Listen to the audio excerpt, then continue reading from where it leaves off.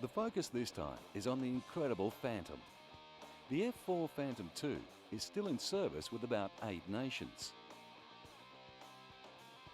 We check out the latest in discovering what may have happened to one of aviation's most famous female aviators, Amelia Earhart. One of our greatest achievements in flight is the Space Shuttle. It is in fact the world's largest glider.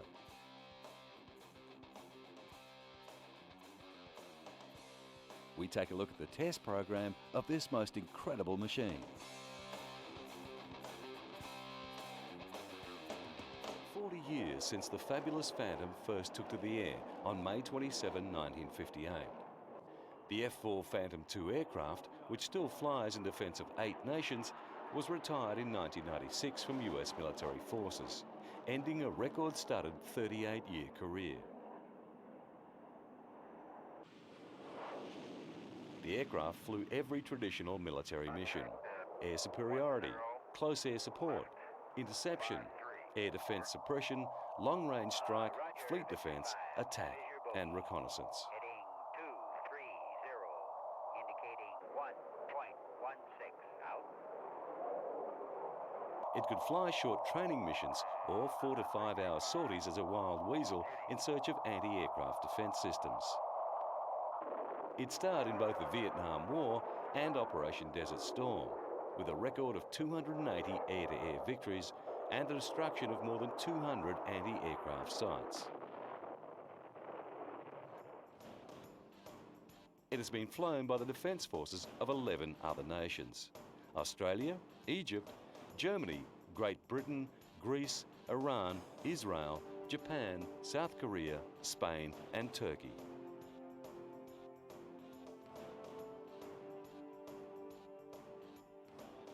From 1958 to 1979, when the production line stopped, a total of 5,195 F-4 Phantom II aircraft were built.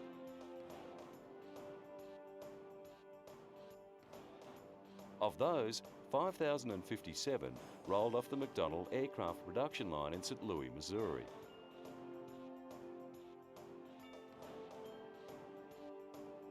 The 21-year production run was the longest on record until surpassed by the F-15 Eagle, which has now been in production 26 years.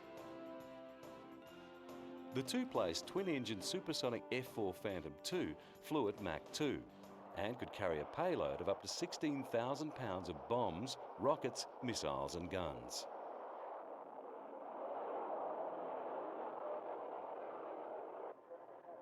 Each aircraft has 54,197 feet of wiring and 643,000 fasteners holding it together.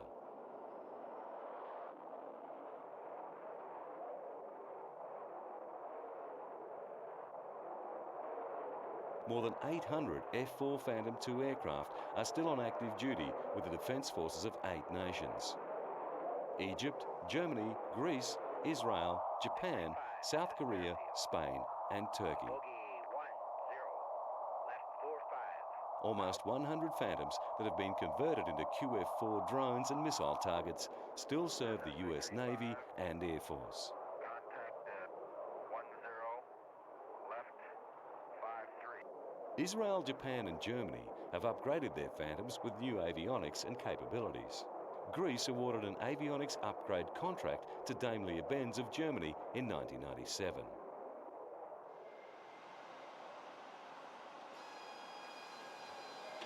Given the upgrades already performed and those under contract, the F-4 Phantom II will probably still be flying in 2015, nearly 60 years after its first flight.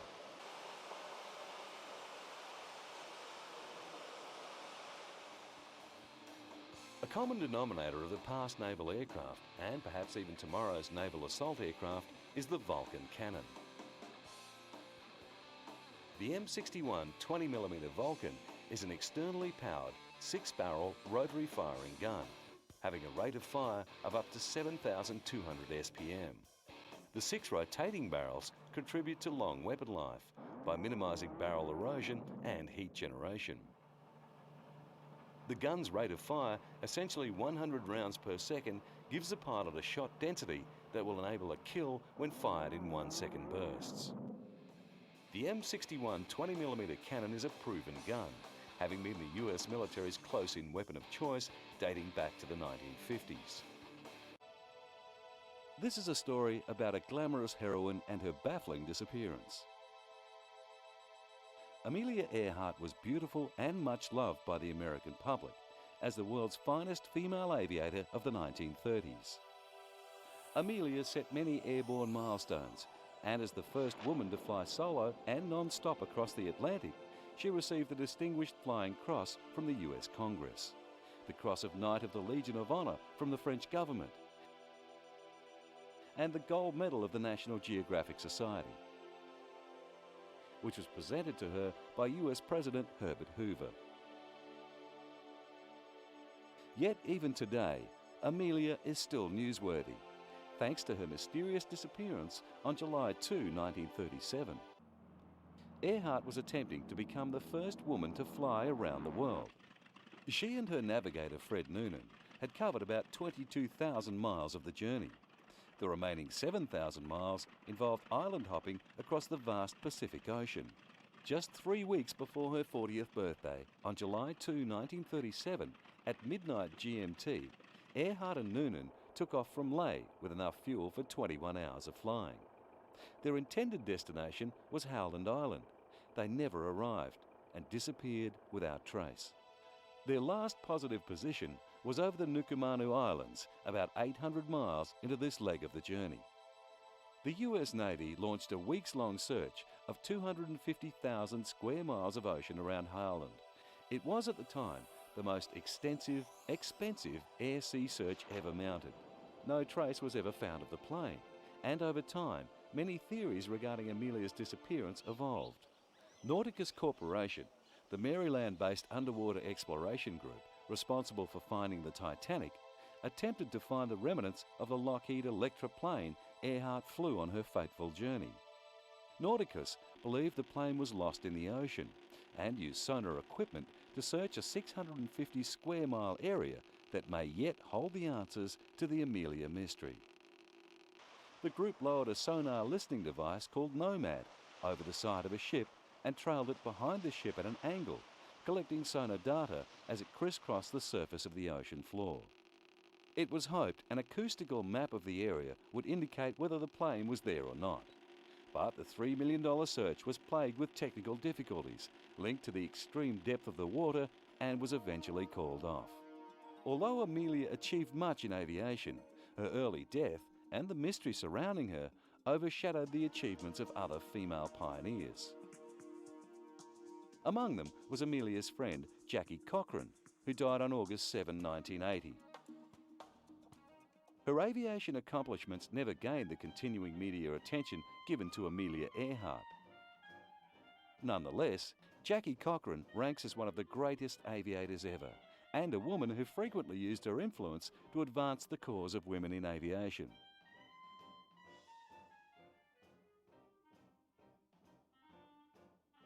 When the Second World War broke out, Jackie rallied to have women fly aircraft. In 1943, she was the director of the Women's Air Force Service Pilots, or WASPs, program.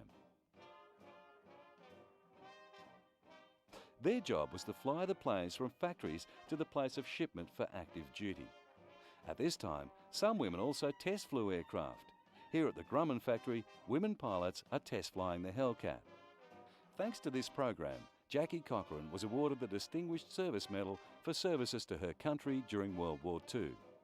One of her later achievements was to be the first woman to break the sound barrier, flying a military F-104 starfighter. Both Amelia Earhart and Jackie Cochran played major roles in advancing women in aviation and add richness to our history of aviation.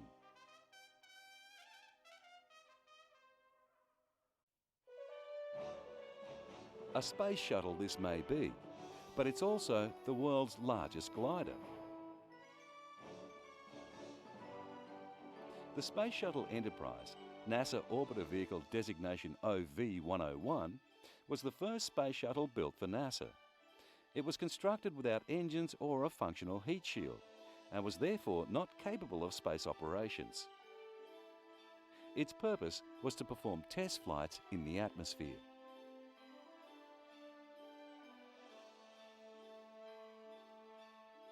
Two 747s were modified to captive carry the Space Shuttle.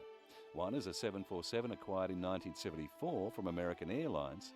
The other is a 747 acquired from Japan Airlines in 1988. It first carried a shuttle in 1991.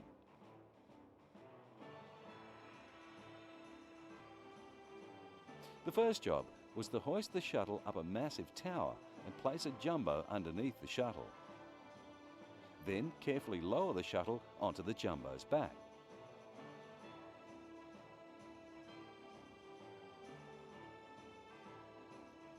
Captive carry refers to a flight by a mothership and spaceplane, rocket or missile paired together in a parasite aircraft configuration.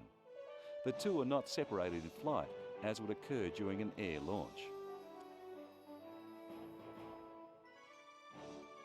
Captive carry flights are normally used to test out new aircraft before they are launched under their own power, as well as for transportation, in the case of NASA ferrying operations for the Space Shuttle involving Boeing 747-100 shuttle carrier aircraft.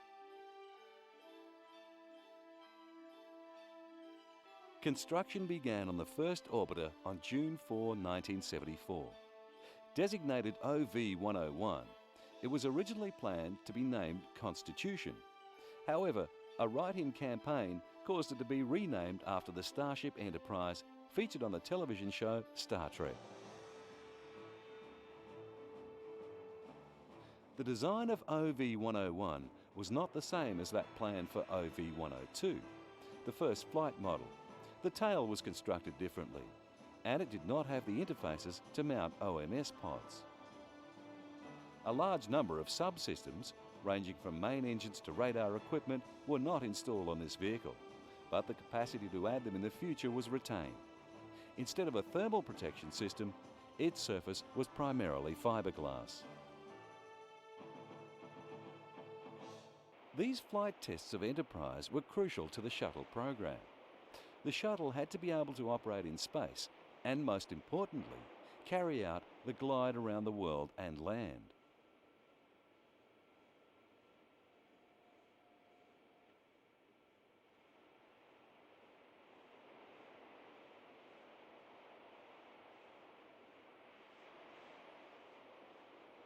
The initial 9-month testing period was referred by the acronym ALT for Approach and Landing Test. These tests included a maiden flight on February 18, 1977, atop a Boeing 747 shuttle carrier aircraft to measure structural loads and ground handling and braking characteristics of the mated system. Ground tests of all orbiter subsystems were carried out to verify functionality prior to atmospheric flight. For all of the captive flights and the first 3 free flights, the orbiter was outfitted with a tail cone covering its aft section to reduce aerodynamic drag and turbulence.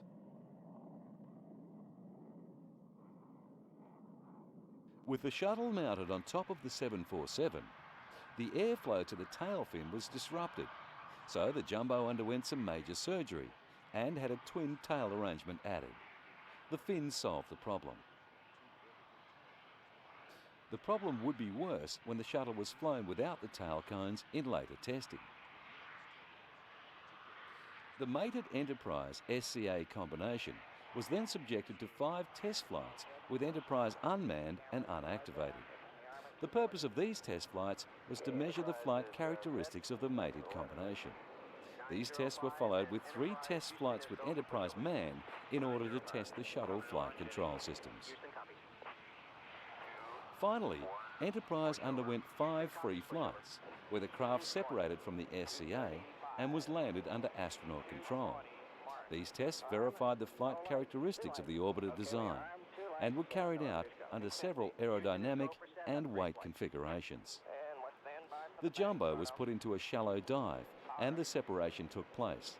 The shuttle was airborne and gliding. Okay, pitch up. Clear up. Computer light, it's number 2. Okay, we got a GPC light, lost the sync on 2, pushing over. And a big Big X on computer number 2. Roger, we understand. In the 5 free flights, the astronaut crew separated the spacecraft from the SCA and manoeuvred it into a landing at Edwards Air Force Base. Sideways lurch, just like you said. Okay. Enterprise, you're clear to start to turn. Okay, In the first 4 such flights, the landing was on a dry lake bed. In the 5th, the landing was on Edwards' main concrete runway, under conditions simulating a return from space.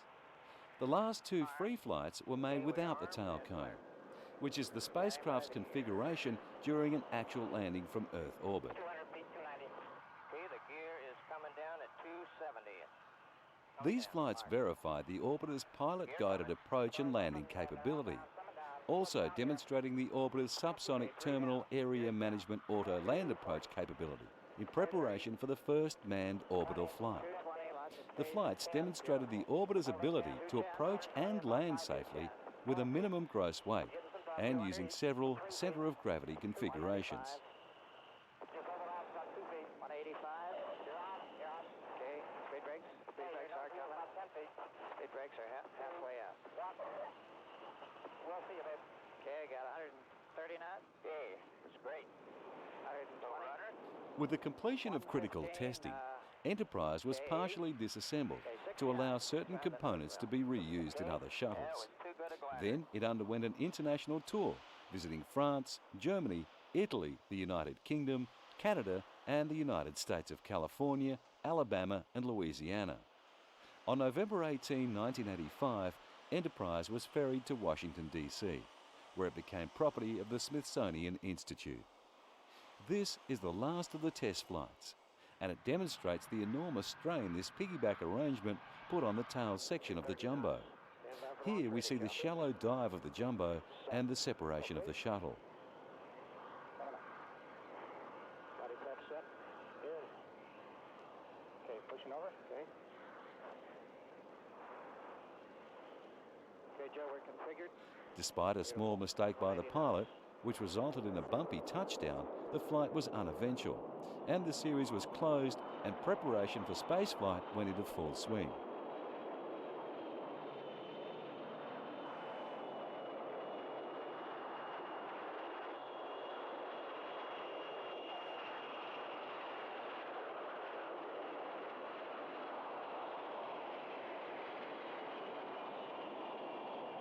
In early 1970, NASA initiated extensive engineering, design, and cost studies of a space shuttle.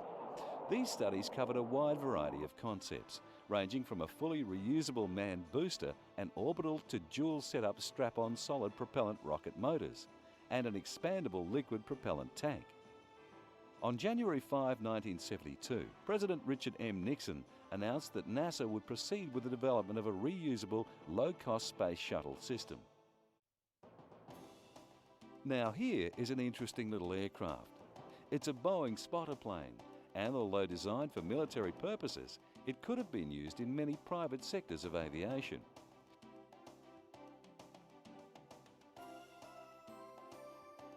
From a military point, the plane had countless roles it could perform. The aircraft had an incredibly short takeoff and an equally impressive short landing ability.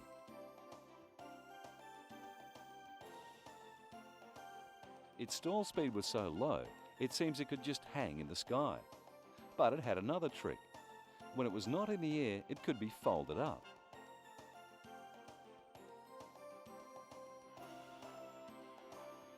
It took only a couple of minutes to fold back the wings and other protruding aircraft bits. From there, it could be either towed off by a jeep or readied for storage. It could be carried in a truck or even packed easily into transport aircraft.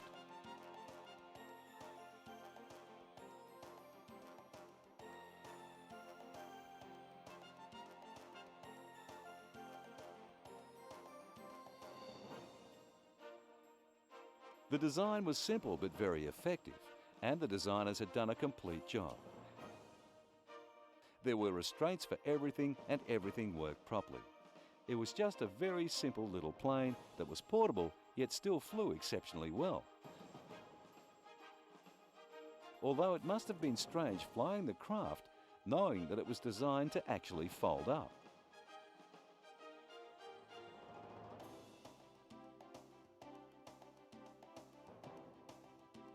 But there was another plane that was even more bizarre.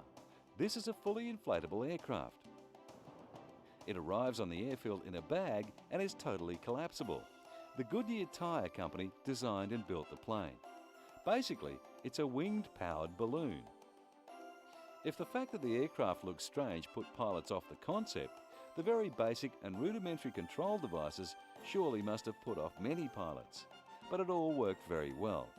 Like the fold-up plane, this was also built for the role of spotter plane. These planes are examples of how aviation manufacturers approach a problem. The difference in this instance, the goal was to build a miniature lightweight aircraft or ultralight aircraft. The idea for lightweight portable single-person craft has been tested in many varieties of shapes and concepts. Until a few years ago, it was very much the realm of science fiction. In this field, most of what all the big companies have learned must be readdressed, as manufacturers of these aircraft can't start with a large wing and move forward.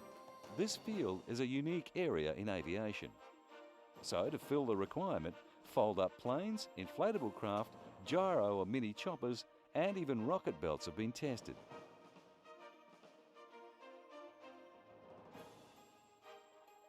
Today's powered hang glider, or as we term mini aircraft today, the ultralight, is probably the most successful design, and its forefathers are found in the archives of the history of aviation.